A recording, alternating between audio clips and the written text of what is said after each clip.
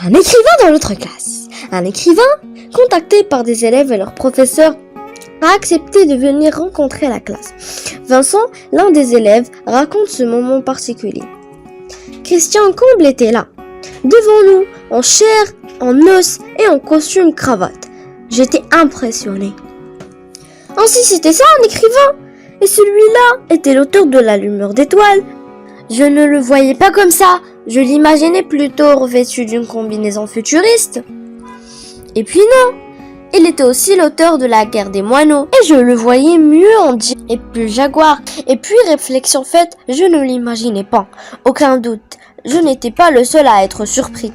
Il n'y avait qu'à voir la tête des élèves des autres classes lorsque Christian vint vers nous dans la cour en compagnie de la maîtresse. Cornebidouille! Il n'en revenait pas. En écrivant au collège, Justine m'avait dit qu'on avait beaucoup de chance. Christian posa ses affaires dans un coin, sortit un tas de documents de son sac et nous sourit. Bonjour! En plus, je n'imaginais pas sa voix ainsi. Voilà, je suis Christian Comble et je suis très heureux d'être parmi vous, qui m'avez écrit toutes ces lettres sympas. Franchement, merci. Je suis vraiment très heureux de vous rencontrer. Et vous? Silence. Christian sourit de plus belle.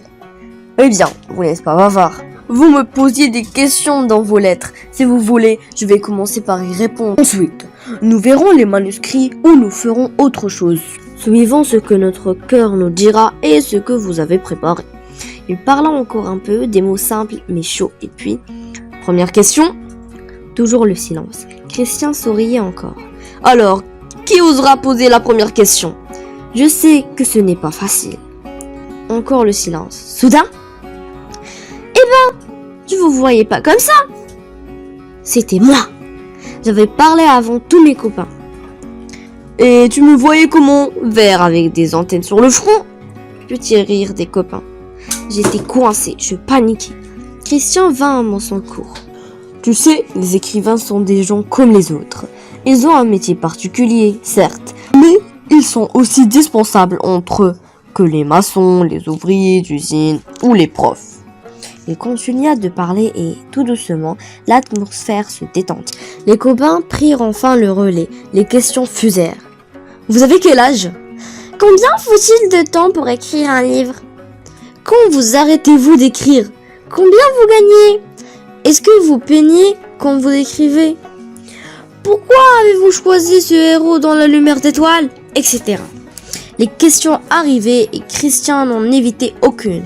Répondons avec le même sourire, la même sénérité, glissons ça et là quelques clins d'œil ou jeux de mots. Lorsque la sonnerie annonçant la récréation retentit, je n'avais pas vu le temps passer, les copains non plus d'ailleurs. Quand Christian nous quitta, j'avais la tête pleine de rêves et je gardais tout au fond de moi un petit truc qu'il nous avait dit. J'explore le monde des histoires comme d'autres explorent la terre. Pour y découvrir les beautés cachées, j'essaye d'emprunter de nouveaux chemins dans ce monde-là. Il y en aura toujours de nouveaux à tracer et c'est enthousiasmant.